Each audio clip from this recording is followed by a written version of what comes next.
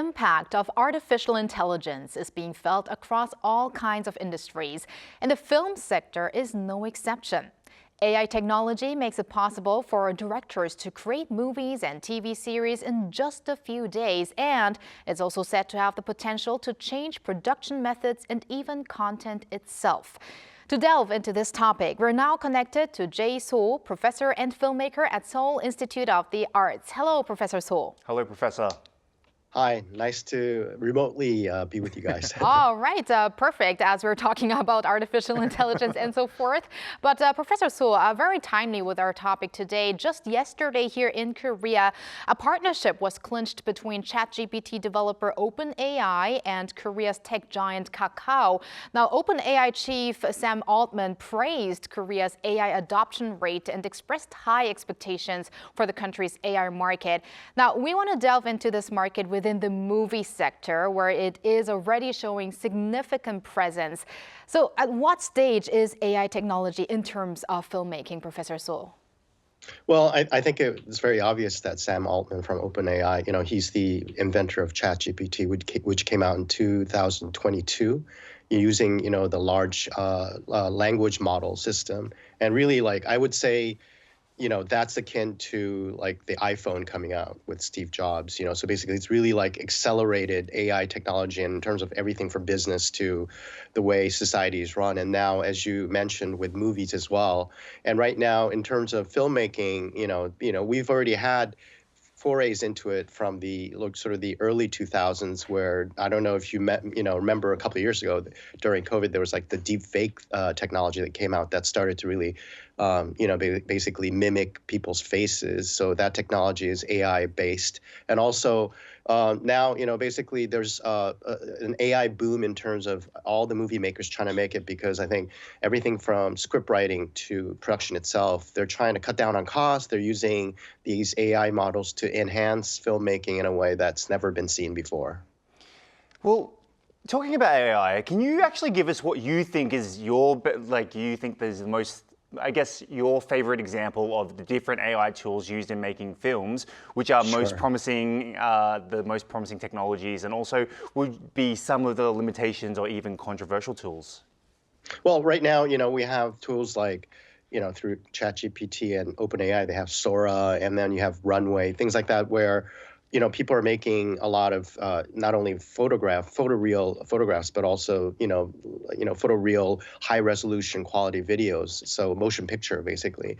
And so in Korea there was a director last year. He made a short film called One More Pumpkin, which was a huge hit in YouTube, and basically it was created in just 5 days without using a camera or production costs. So those are things that are doing, but right now the technology is a little, starting in its infancy, so you can't really do a full feature length. Although I heard in India there's a film coming out like that, but there, examples would be last year's sci-fi film Wonderland used AI technology for basically voice, and also creating Kong-yu as a AI character, and also there's a TVN drama called Queen of Tears, where a scene in the second episode where Hong Hae-in, played by actor Kim Ji-won, sees an illusion of herself walking through a snowy forest. Those were all generated by AI. So AI is now being used, I would say, for all aspects of filmmaking, from script writing to visual effects to post-production and sound design, and also distribution and marketing. Now, Professor Soh, speaking as an educator yourself, I would also be curious about how AI is impacting how you teach about the movie industry and having these new elements here. Yeah, well, this is sort of my field, I guess, because recently I was at a seminar by Mitak, which is a Korean production film association, and basically we did sort of a seminar on AI and filmmaking and creativity. And there's a professor that I had a good conversation with from Loyola Marymount University, and he teaches basically AI technology in the classroom for film business and also screenplays. And what I found really interesting is when AI first came out, I think a lot of my colleagues and a lot of professors in Korea were really afraid that students were going to use AI to cheat the the system. So if there's an essay or some sort of test that they'd be using this technology. And of course, students did go into that thing. And so there are even, some professors even went as far as to, find sort of software that can find AI, usage in a student's work, things like that. But I think we've kind of gone past that a little bit. And that professor from Loyola Marymount, he was using AI in a way in education where, the students had to use AI to solve a problem. And his way of grading was basically how the student used prompts in, basically Chat GPT or Runway or any of the script writing tools. And basically, so he found that it was enhancing the students' creativities, not hampering it. And also our initial thoughts that AI would be used only to sort of copy things and basically not really help students learn, but it's a cheating tool. But now there are really creative ways to use it. And I think in film, more so than any other areas, it's definitely a creative and sort of like a new field that is opening up. And a lot of students that are using artificial intelligence in their works are getting work. And there are people in the industry that are seeking people like that as well. That's interesting. So because that would mean that actually AI can help even boost your creativity, the human's creativity. Yeah, it is quite interesting. If used right, yeah. Yeah. Mm-hmm. And you said yourself, Professor, that AI is in its infancy in the movie industry, and especially here in Korea, the film industry here as well. So do you see the potential for AI movies to become mainstream in the domestic movie industry itself?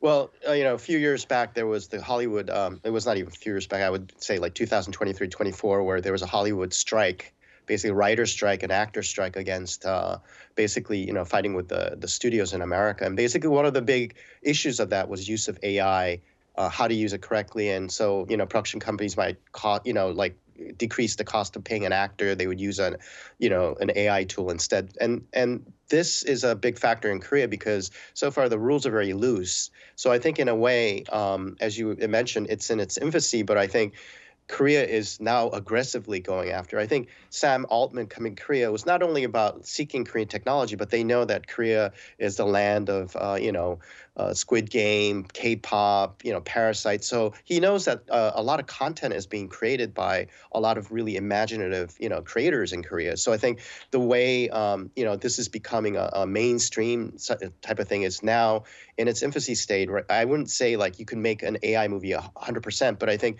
for example, I was talking to a company named A Story. They did, shows like Uyong-woo and, they're a content provider and production company.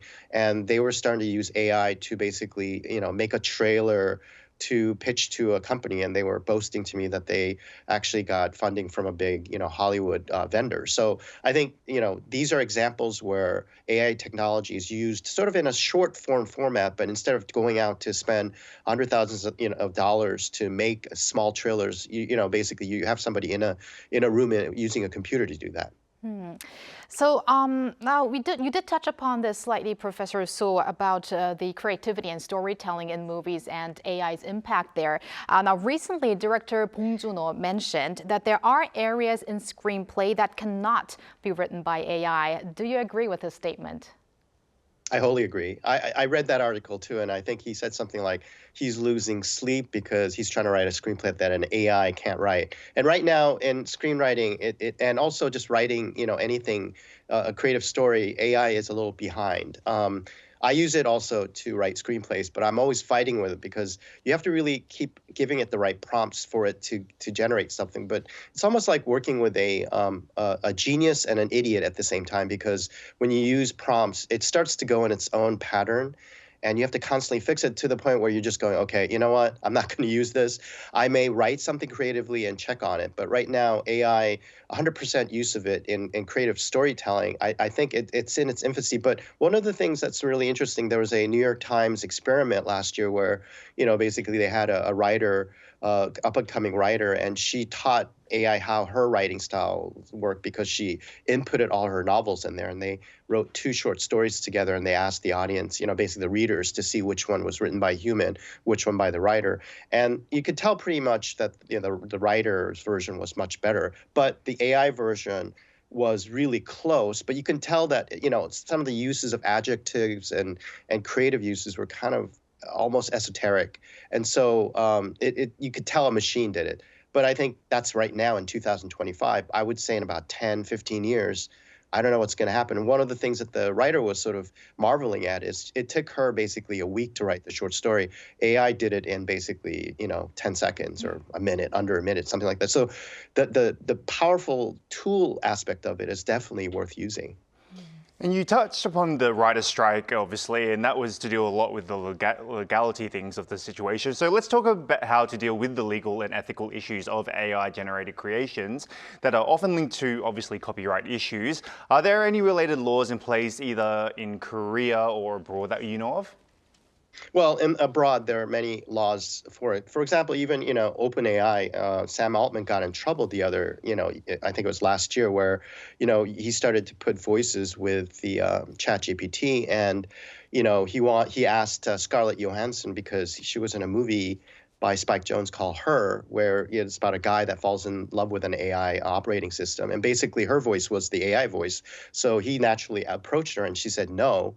And then he hired a voice actor that sounded like her voice. And so she was threatening to sue. Sam Altman said sorry and dropped it. So we do have this system where, basically AI is what AI does is it has a huge database where it uses things that have already been written by other people or creators that it did not create. So it's using that database. And there are a lot of sort of issues with copyright infringements about, what's going to be done about that. So the rules are now being written. For example, for screenwriting in America, an AI could actually create a novel. But if you make a movie version of it, a human has to write the adaptation. That's written in their rules. So the rules being sort of made, but at the same time, the usage of AI is being so, in diversifying and changing, ever changing all the time that the rules are almost obsolete, basically 6 months later. So we're catching up with that. But basically, what we want to do is protect the sort of the property, the copyright property of the original writers. If you